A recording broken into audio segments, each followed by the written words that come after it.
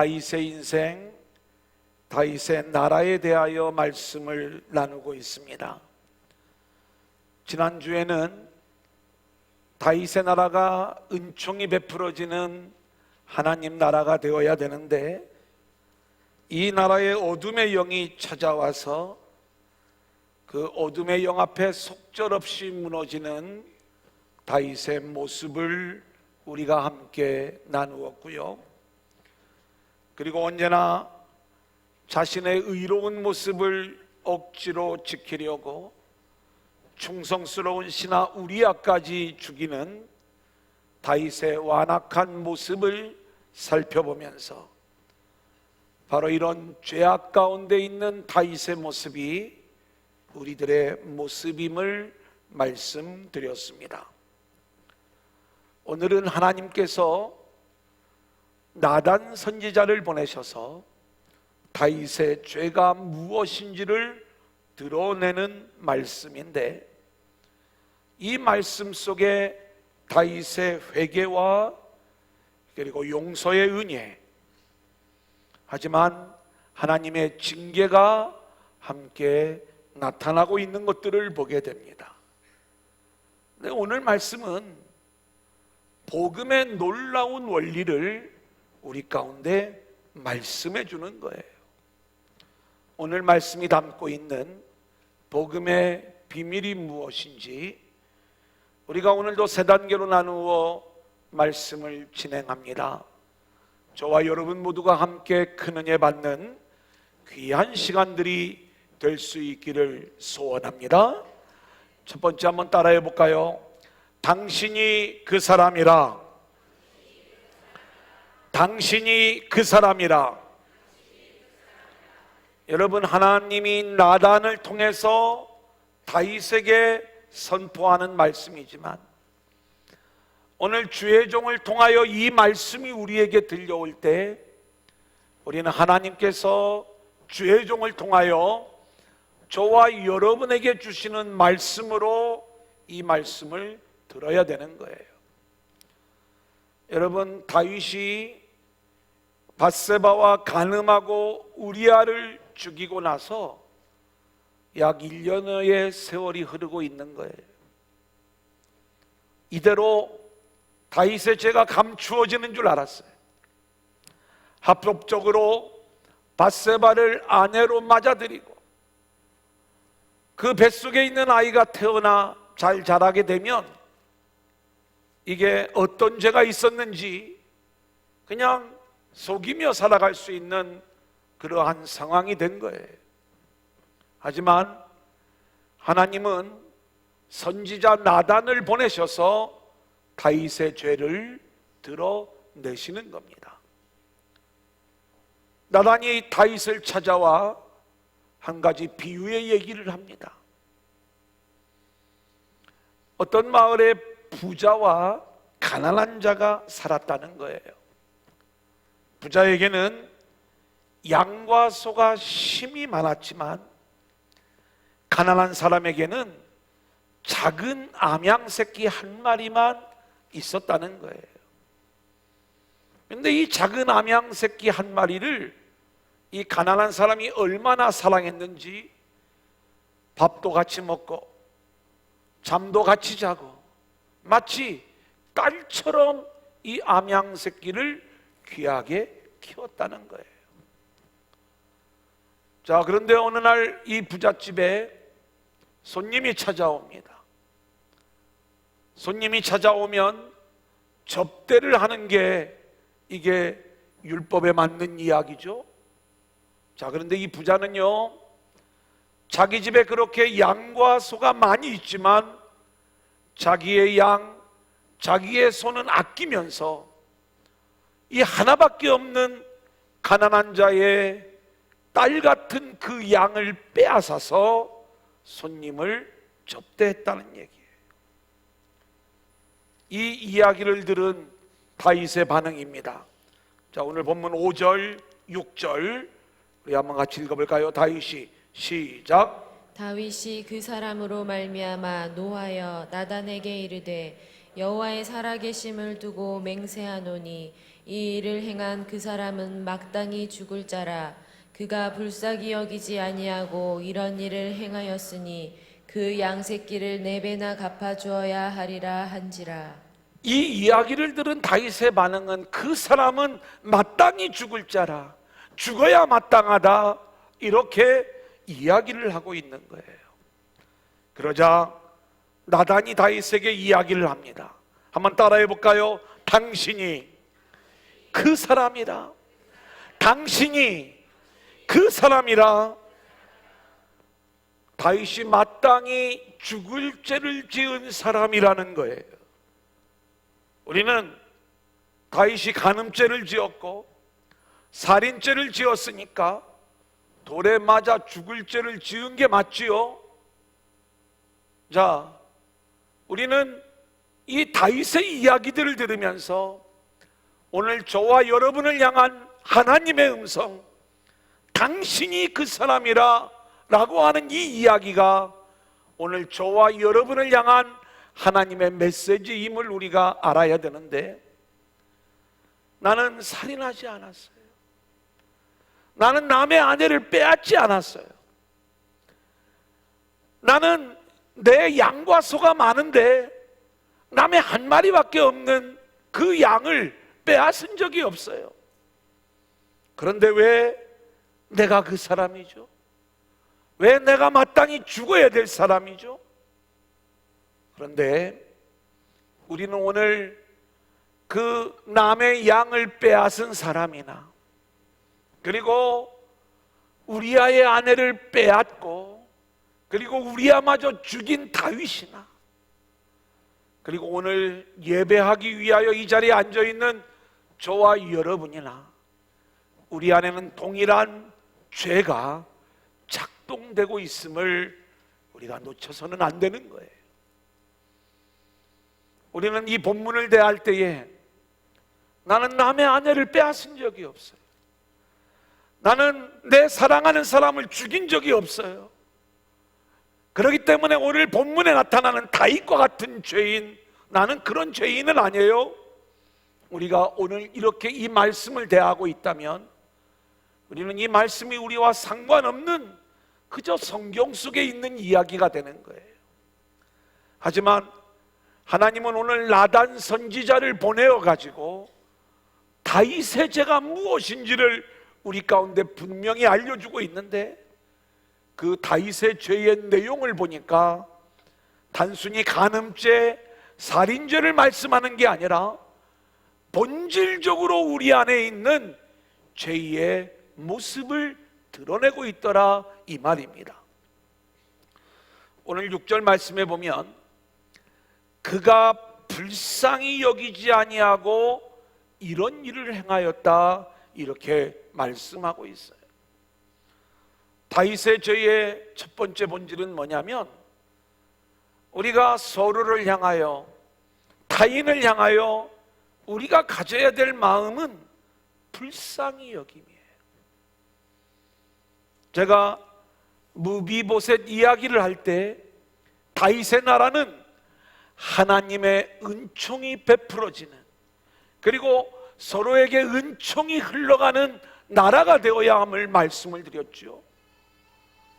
우리가 서로를 위하여 은총을 베풀어 준다라고 이야기할 때 그 은총의 모습은 뭐 맛있는 거 함께 나눠 먹는 것도 은총을 베푸는 모습이 되겠지만, 가장 본질적인 이야기는 뭐예요? 서로를 긍휼히 여기는 거예요. 하나님으로부터 용서함을 받고 하나님으로부터 긍휼히 여김을 받은 그 은혜 안에 있는 우리들이 상대방을 대할 때, 타인을 대할 때에 그 하나님의 긍휼과 하나님의 불쌍히 여김이 우리에게서 나와야 된다, 이 말인 것이죠. 하지만 우리 인생은요, 늘 자기중심적 삶을 살아가고 있기 때문에 상대방을 향하여 이 긍휼과 불쌍히 여김이 나오지 않는 거예요. 우리가 예수 믿고 믿음 안에서 부부가 되었잖아요.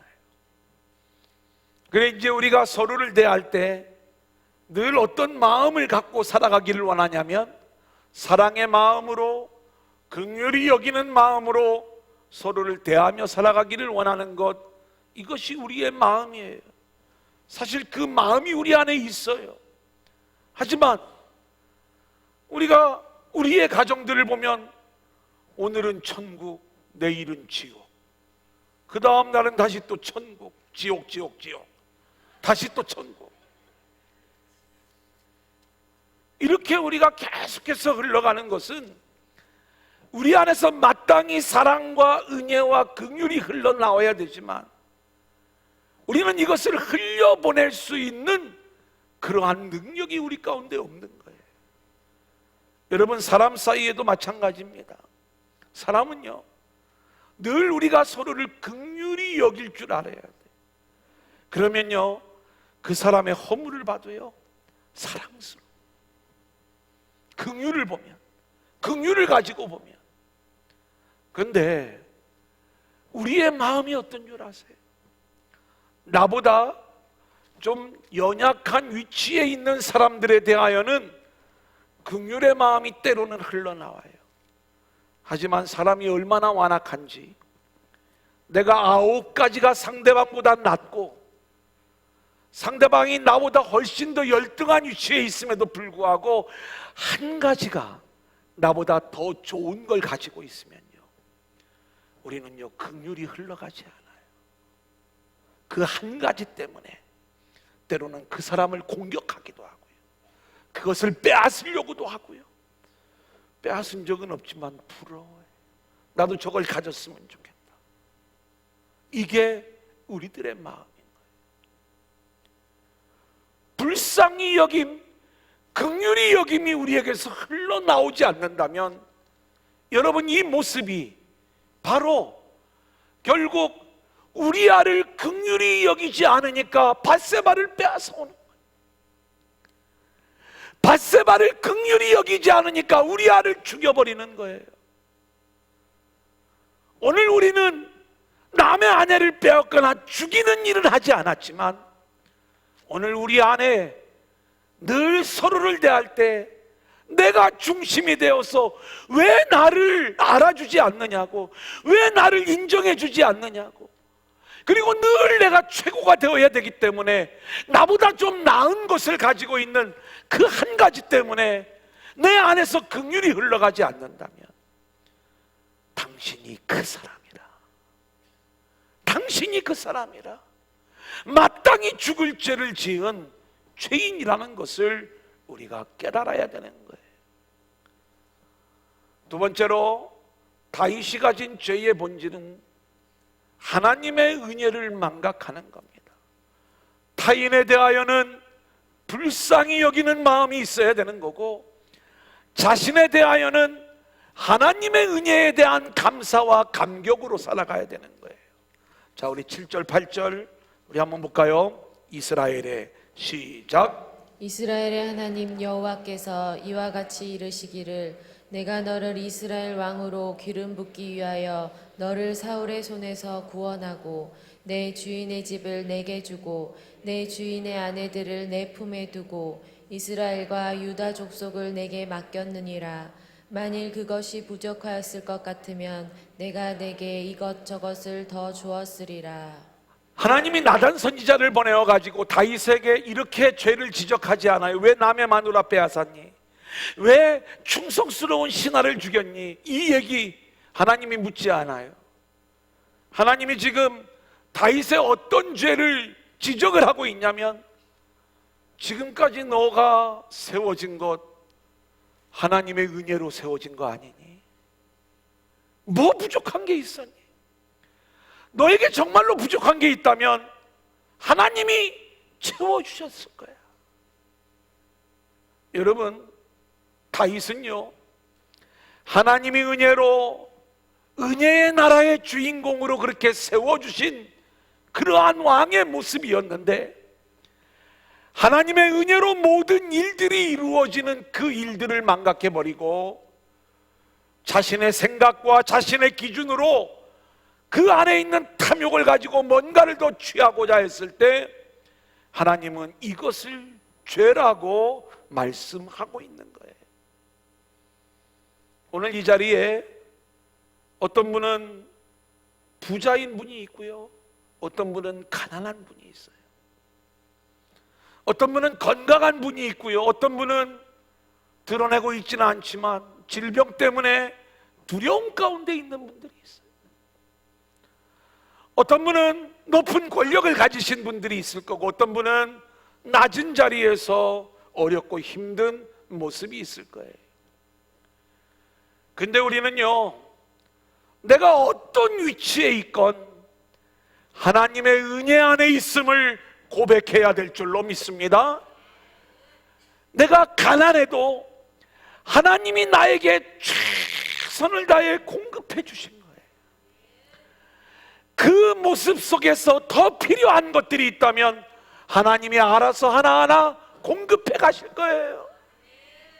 우리가 이것을 알고 나는 그렇게 하나님의 은혜 안에 있습니다, 그 은혜로만 살아갑니다를 늘 고백하면서 나아가야지, 하나님의 선하신 공급하심을 내가 인정하지 않고 내 욕심을 따라서 좀 더 채워졌으면 좋겠다, 좀 더 올라갔으면 좋겠다, 우리가 그런 마음을 가질 때 결국 그 마음이 다윗의 마음인 거예요. 어둠의 영에 넘어간 다윗의 모습이 되어버리는 거예요. 오늘 저와 여러분이 그런 의미에서 하나님을 보는 눈이 회복되어지기를 소원하고 영의 눈이 열려지기를 소원하는데, 우리가 영의 눈이 열려져 우리가 서로를 바라보게 될 때 늘 긍휼의 마음, 불쌍히 여기는 마음, 하나님의 은혜를 흘려보내는 이 하나님의 마음을 가지고 서로를 대하면서 우리의 삶의 자리가 하나님의 나라가 되어지기를 소원하고요, 자기 자신을 바라볼 때 이 영의 눈이 열려서 남과 비교해서 가난하고 없는 그 모습을 보면서 원망과 불평의 삶을 사는 게 아니라 여전히 내가 놀라운 하나님의 은혜 안에 있음을 발견하고 그 은혜에 대한 감사와 감동과 감격으로 살아가는 저와 여러분들이 될 수 있기를 소원합니다. 두 번째 한번 따라해 볼까요? 회개와 용서. 여러분 13절 우리 한번 같이 읽겠습니다. 시작. 다윗이 나단에게 이르되 내가 여호와께 죄를 범하였노라. 당신이 그 사람이라 이 이야기를 했을 때 다윗은 변명하지 않았어요. 내가 여호와께 죄를 범하였습니다, 내가 죄인입니다, 하나님 앞에 회개를 하는 거예요. 여러분 성경을 보면은요, 이때 다윗은 입술로만 회개한 게 아니에요. 진짜 그 중심을 담아 회개한 진짜 회개였음이 드러납니다. 우리 열왕기상 15장 5절 같이 한번 읽어볼까요? 시작. 이는 다윗이 햇사람 우리아의 일 외에는 평생에 여호와 보시기에 정직하게 행하고 자기에게 명령하신 모든 일을 어기지 아니하였음이라. 다윗이 이 다음부터는 여호와 보시기에 정직하게 행했다는 거예요. 다윗이 이렇게 진짜 회개의 모습으로 하나님 앞에 무릎 꿇었을 때 하나님의 즉각적인 용서가 다윗에게 임하는 것을 보게 됩니다. 13절 하반절을 보면 나단이 다윗에게 말하되 여호와께서도 당신의 죄를 사하셨나니 당신이 죽지 아니할 것입니다. 마땅히 죽을 죄를 지었던 다윗, 하지만 죄를 짓고 즉각적으로 죄인임을 고백하고 그리고 하나님 앞에 나왔을 때에 하나님은 죽을 죄로부터 살려주시는 구원의 은혜가 임하게 되는 것들을 보게 되는 거예요. 사랑하는 여러분, 오늘 하나님께서 말씀을 통하여 저와 여러분의 본질을 보여주시는 거예요. 우리가 상대방을 대할 때에 긍휼이 흘러가지 아니하고 우리 안에 하나님에 대한 은혜와 은혜에 대하여 감사와 감격과 감동이 없는 그 삶을 살 때 당신이 그 사람이라, 당신이 죽어 마땅한 그 사람이다, 이렇게 우리 가운데 지적해 주실 때에 우리는 오늘 이 시간, 내가 여호와께 죄를 지었습니다, 믿음으로 고백하기만 하면 우리는 마땅히 죽어 마땅한 죄를 지은 그러한 죄인들이지만 하나님께서 저와 여러분을 살려주시는 용서의 은혜가 임하게 될 줄로 믿습니다. 시편 32편 5절 같이 읽어볼까요? 내가 시작. 내가 이르기를 내 허물을 여호와께 자복하리라 하고 주께 내 죄를 아뢰고 내 죄악을 숨기지 아니하였더니 곧 주께서 내 죄악을 사하셨나이다. 자, 이렇게 하나님이 죄를 용서해 주셨음에도 불구하고 오늘 본문의 말씀을 보면 두 가지 징계가 예고되어지는 모습을 보게 돼요. 자, 하나는 10절, 11절입니다. 같이 읽어볼까요? 시작. 이제 내가 나를 업신여기고 햇사람 우리아의 아내를 빼앗아 내 아내로 삼았은즉 칼이 내 집에서 영원토록 떠나지 아니하리라 하셨고 여호와께서 또 이와 같이 이르시기를 보라 내가 너와 내 집에 재앙을 일으키고 내가 내 눈앞에서 내 아내를 빼앗아 내 이웃들에게 주리니 그 사람들이 내 아내들과 더불어 백주에 동침하리라. 우리가 이 내용을 오해를 하면 다윗이 우리아의 아내 밧세바를 간음하고 그리고 우리아를 죽였기 때문에 너도 똑같이 당해봐라, 이 징계의 내용을 그렇게 생각할 수가 있어요. 우리가 하나님이 저와 여러분의 죄를 그렇게 다루어 가신다면 우리는 견딜 수 있는 그러한 자들이 아무도 없을 거예요. 하지만 우리가 살아가고 있는 이 세상 속에서는 우리가 짓는 죄를 이 세상 속에서 똑같이 경험하면서 이 죄가 얼마나 어렵고 힘들게 하는 그러한 모습인가를 우리가 알게 되는 거고요. 또 하나, 아이의 죽음이 예고되어지고 있습니다. 14절 같이 읽어볼까요? 시작. 이 일로 말미암아 여호와의 원수가 크게 비방할 거리를 얻게 하였으니 당신이 낳은 아이가 반드시 죽으리이다 하고.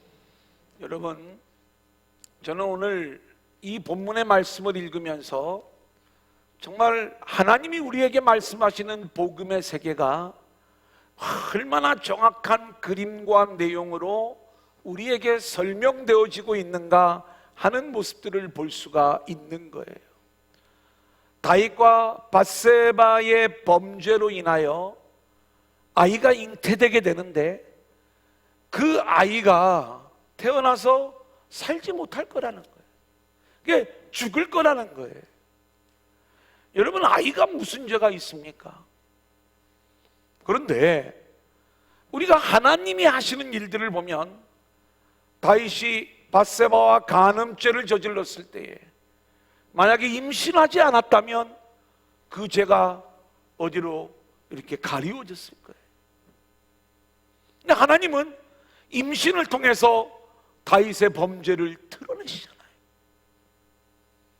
또 하나, 이제는 이 죄 없는 아이가 죽어야 됩니다.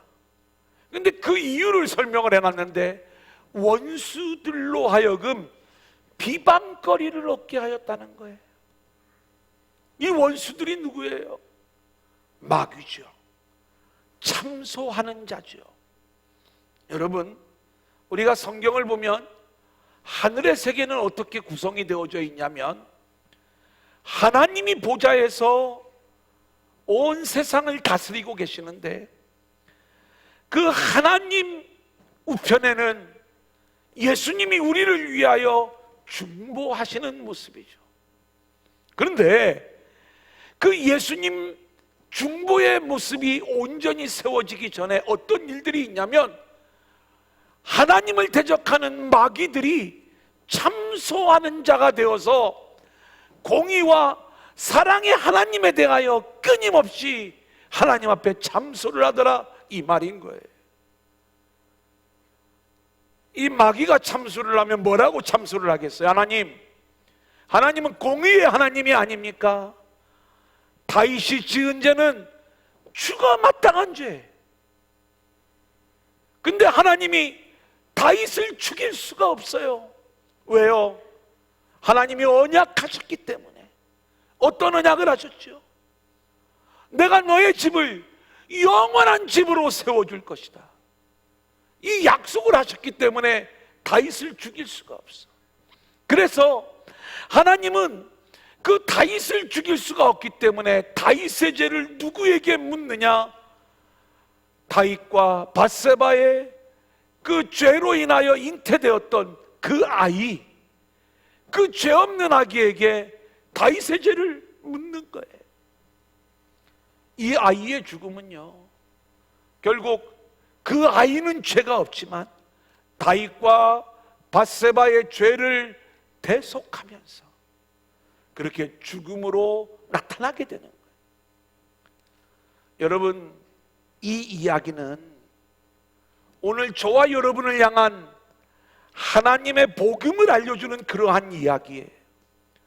당신이 그 사람이라 우리 안에 긍휼한 마음이 없어요. 우리 안에 하나님의 은혜에 대한 진정한 감사가 없어요. 우리 역시 간음죄, 살인죄로 드러날 수밖에 없는 그러한 죄인들이에요. 그런데 이 죄를 누가 참소하고 있느냐? 바로 마귀가 참소하고 있는 거예요. 죽어 마땅한 자, 하나님이 저들을 죽여야, 그래야 공의의 하나님이 아닙니까? 원수들이 우리를 위하여 그렇게 참소할 때에 하나님은 그 죄값을 누구에게 물으셨느냐? 죄 없으신 당신의 아들 예수 그리스도를 죽이심으로 그 죄값을 물으신 거예요. 계시록 12장 10절을 보면 예수님이 십자가에 달려 돌아가시는 그 순간 하늘에는 하늘의 전쟁이 일어나는데 미가엘과 그를 따르는 자들, 붉은 용과 그를 따르는 자들이 함께 전쟁을 벌이게 되는 거예요. 근데 하나님 예수 그리스도의 십자가로 인하여 하늘의 전쟁에서 하나님의 편이, 이 미가엘이 승리를 거두게 되고 형제들을 참소하던 자, 그 악한 영이 이제는 하늘에서 땅으로 떨어져 이제는 어떤 모습이 되는가? 우리가 예수 그리스도를 믿고 의지하는 자들이 되면 이제는 우리가 더 이상 참소를 당하지 아니하고 오히려 십자가를 지고 승천하셔서 이제는 우리의 중보자가 되어주신 주님으로 인하여 우리가 죄가 탕감을 받고 이제는 하나님의 의인으로 그렇게 중보함을 받는 그 은혜의 역사들이 우리 가운데 임하게 된다, 이 말인 것입니다. 사랑하는 여러분, 그렇기 때문에 우리는요, 오늘 말씀 속에서 다윗의 죄로 인하여 죽는 한 아이의 죽음을 보면서 우리의 죄로 인하여 죽으신 우리 주님의 십자가가 보여질 수 있기를 소원하고요, 자기 때문에 죽는 그 아이를 바라보는 다윗의 심정으로 우리는 십자가에 달리신 주님을 바라보는 이 마음이 우리 모두에게 있어야 될 줄로 믿습니다. 로마서 5장 20절 같이 한번 읽어볼까요? 율법이, 시작. 율법이 들어온 것은 범죄를 더하게 하려 함이라. 그러나 죄가 더한 곳에 은혜가 더욱 넘쳤나니. 여러분, 하나님이 하시는 일들을 보세요. 하나님은요, 저와 여러분을 찾아오셔서 우리의 죄인됨을 드러내고 있어요. 우리는 죄인임에도 불구하고 그 죄를 숨기고 살거나 아니면 죄인됨을 모르고 그저 나의 의의를 자랑하며 살아갈 수밖에 없는 그러한 존재들인데, 하나님은 끊임없이 하나님의 사람을 보내어가지고 당신이 죄인입니다, 당신이 그 사람입니다, 죄를 드러내는 거예요. 왜요? 죄값을 물으려고 하는 것이 아니라 우리에게 더 큰 은혜를 부어주시기 위함이에요. 죄를 스스로 속이는 것이 아니라 우리가 죄인됨을 고백하게 될 때 하나님은 대속의 은혜를 통하여 우리의 죄를 완전히 해결하여 주시고 우리를 하나님의 은혜 속에 있는 축복의 자녀로 우리를 인도하여 주시는 줄로 믿습니다. 이 하나님의 일하심을 우리가 알았다면 로마서 6장 11절, 우리가 지난 수요일에 함께 나눴던 말씀이에요. 같이 읽어볼까요? 시작. 이와 같이 너희도 너희 자신을 죄에 대하여는 죽은 자요 그리스도 예수 안에서 하나님께 대하여는 살아있는 자로 여길지어다. 한번 따라합니다. 죄에 대하여는 죽은 자요 하나님께 대하여는 살아있는 자로 여길지어다. 여러분, 우리가 죄인임을 깨닫고 우리에게 대속의 은혜가 부어진 것을 우리가 알고 있다면 우리의 삶은 어떻게 나와야 되는가? 죄에 대하여는 죽은 자로 여기고 하나님께 대하여는 살아있는 자로 여겨야 되는 거예요. 저와 여러분이 오늘 말씀을 듣고 또 우리의 삶의 자리로 갔을 때 나에게서 은혜, 긍휼, 불쌍히 여김이 나오기보다는 시기와 질투와 미움이 먼저 나올 거예요. 그런데 우리는요, 죄에 대하여는 죽은 자로 여겨야 돼요. 늘 그렇게 생각을 해야 돼요. 그런 결심을 해야 돼요. 그 마음가짐을 우리가 가지고 살아야 돼요. 그러면 우리 마음속에서 미움, 시기, 질투, 살인, 간음, 이 모든 것들은 죄악의 모습이잖아요. 죄에 대하여 죽은 자로 늘 나를 그렇게 인정하고 그렇게 여겨가면서 하나님께 대하여 살아있는 자, 하나님의 말씀을 붙잡는 자, 하나님의 뜻을 붙잡는 자로 살아있는 그 모습을 우리가 보여주어야 될 줄로 믿습니다. 내 능력으로 되는 것은 아니죠. 그렇게 여길지어다. 우리는 늘 그런 믿음의 생각을 가지고 살아갈 때 성령님께 우리의 모든 모습들을 맡기면 하나님께서 저와 여러분을 붙잡아 주시고 죄에 대하여는 죽은 자로, 그리고 하나님께 대하여는 살아있는 자로 저와 여러분의 인생을 이끌어 주실 줄로 믿습니다. 마지막 세 번째 한번 따라합니다. 은혜와 사랑. 여러분, 이 다윗의 모습을 보면은요, 그 아이의 죽음이 예고되어졌음에도 불구하고 금식하며 얼마나 간절히 하나님 앞에 기도하는지 몰라요. 자, 그런데 아이가 죽었어요. 우리 20절 볼까요? 시작. 다윗이 땅에서 일어나 몸을 씻고 기름을 바르고 의복을 갈아입고 여호와의 전에 들어가서 경배하고 왕궁으로 돌아와 명령하여 음식을 그 앞에 차리게 하고 먹은지라. 여러분, 우리 안에 이런 복음적 모습이 우리에게 있어야 돼요. 다윗은 그 아이를 살려달라고 하나님 앞에 간절히 기도했지만 하나님이 데려가셨을 때 하나님의 주권 앞에 순종하는 거예요. 그리고 일상으로 이렇게 돌아오고 있는 이 다윗의 모습을 우리가 보게 되는 것 아닙니까? 여러분, 우리도 동일한 일들이 우리 가운데 있을 수가 있어요. 사랑하는 자가 병들었어요. 죽을 병에 걸렸어요. 우리의 기도는요, 그 어려움을 감당할 수가 없어요. 하나님 앞에 눈물로 금식함으로 우리가 기도할 수 있겠죠. 하나님 살려달라. 근데 하나님이 때로는 데려가세요. 그때 우리는 그 하나님의 주권을 인정을 하고, 그리고 다시 우리의 일상으로 돌아가 그렇게 하나님의 은혜 안에서 하루하루를 살아갈 수 있는 그 모습이 우리 안에 있는 것, 이것이 바로 복음의 사람이 가져야 될 일상의 모습이라는 거죠. 다윗이 그러한 모습으로 돌아갔을 때 이제 하나님은 새로운 아들을 주십니다.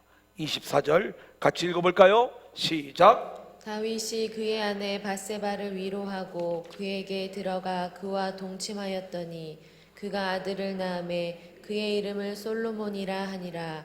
여호와께서 그를 사랑하사. 예, 하나님께서요 솔로몬이라고 하는 새로운 아들을 주시는 거예요. 처음 아들은 다윗의 죄를 대속하고 억울한 죽임을 당했는데 이것이 다윗에게는 대속의 은혜였어요. 이번에는 하나님이 사랑하시는 그 아들을 다윗에게 선물로 주시는 거예요. 그래서 하나님은요, 솔로몬이 태어났을 적에 나단 선지자를 보내어 가지고 이 아이의 이름을 여디디아라.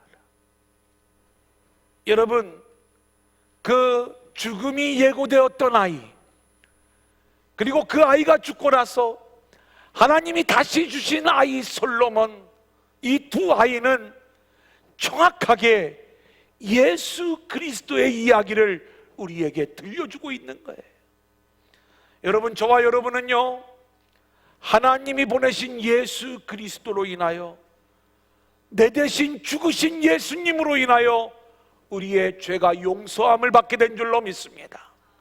뿐만 아니라 하나님이 사랑하시는 아들 여디디야, 그 여디디야를 통하여 다윗의 영원한 나라가 세워져 가는 것처럼 최고의 여디디야로 저와 여러분의 심령 속에 보내어 주신 예수님, 이 예수님으로 인하여 우리 안에 하나님 나라의 은혜와 축복이 임하게 되는 줄로 믿습니다. 자, 그렇다면 이 여디디야의 은혜를 우리가 받았다면 이제부터 우리의 삶은 늘 하나님의 사랑이 우리 안에 나타나는 축복과 은혜와 승리의 삶이 되어야 될 줄로 믿습니다.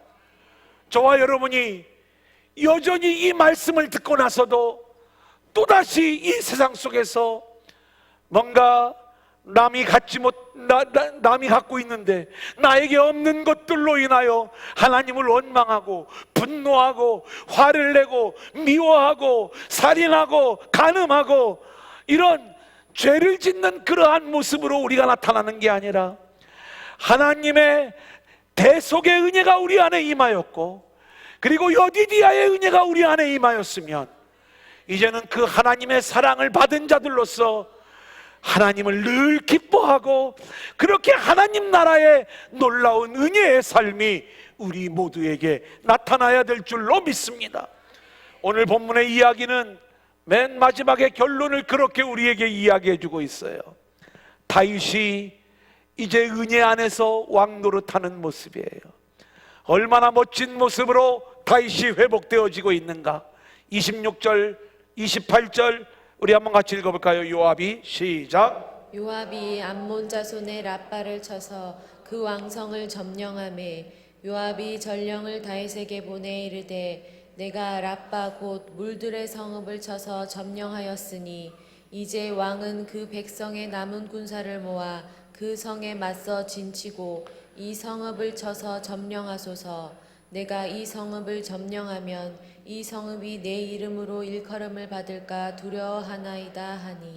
하나님이 하나님의 사람을 보내어 가지고 당신이 그 사람이라 다윗의 죄인됨을 드러냅니다. 다윗이 내가 여호와께 죄를 지었습니다 회개를 할 때 하나님으로부터 대속의 은혜, 여디디아의 은혜가 부어지고 있어요. 이 은혜를 받은 삶은 어떻게 완성이 되어지는가? 오늘 다윗의 이야기를 보니까 요압이 이제 암몬과의 전쟁의 맨 마지막 장면이에요. 이 전쟁의 이야기는 그 앞에서부터 계속 해왔던 전쟁이에요. 요압이요, 전쟁의 모든 과정들을 승리로 이끌어 놓고 맨 마지막 최후의 영광을 다윗이 차지하도록 다윗에게 존귀한 영광을 차지할 수 있는 그 길을 열어주고 있는 모습을 보게 되는 거예요. 사랑하는 여러분, 우리는요 그 영광의 주인공이 될 자격이 없어요. 하나님께서 우리의 대적들을 다 결박지어 놓고 그리고 완전히 그렇게 대적들을 물리치셔 놓고 그 모든 승리의 영광을 우리에게 주시는 거예요. 존귀함을 입은 다윗의 모습이 존귀함을 입을 우리들의 모습인 줄로 믿습니다. 그 존귀한 모습은 어떤 모습인가? 금면류관을 쓰고 있는 모습이죠.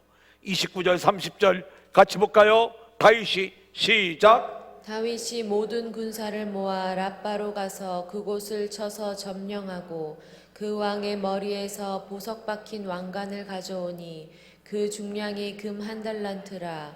다윗이 자기의 머리에 쓰니라. 다윗이 또 노력한 물건을 무수히 내어오고. 다윗이 자기의 머리에 금면류관을 쓰는 이야기예요. 우리는 이 이야기를 계시록에서 볼 수 있죠. 또 보좌에 둘려 24보좌들이 있고 그 보좌들 위에 24장로들이 흰 옷을 입고 머리에 금관을 쓰고 앉았더라. 금면류관을 쓴 모습, 이 다윗의 모습이 장차 하나님 나라에서 금면류관을 쓰고 함께 왕노릇할 저와 여러분의 모습인 줄로 믿습니다. 하나님이 그렇게 대속의 은혜, 여디디아의 은혜를 통하여 우리를 하늘의 왕 같은 존재로 완성해 나가실 줄로 믿습니다. 여러분, 이 은혜를 언제 누릴까요? 물론 우리가 하나님 나라가 완성되는 그날에 온전히 이 모습을 누리게 되겠지만 우리는 이 땅에서도 예수 안에서 이 놀라운 주의 은혜를 누리는 자들로 세워져야 될 줄로 믿습니다. 로마서에서는 이것을 은혜의 왕노릇 이렇게 이야기를 하는 거예요. 저와 여러분이 예수 안에 있기 전에는 죄의 종노릇, 사망의 종노릇하는 그러한 존재들이었지만 이제 대속의 은혜, 여디디아의 은혜를 받은 저와 여러분들은 예수 그리스도의 은혜 안에 있는 저와 여러분의 인생은 이제는 은혜가 우리 안에서 왕노릇하여 우리 안에 하나님의 은혜로만 채워지는 하나님 나라의 놀라운 역사들이 나타나게 될 줄로 믿습니다. 저와 여러분이 이 은혜의 주인공들로 세워질 수 있기를 소원합니다.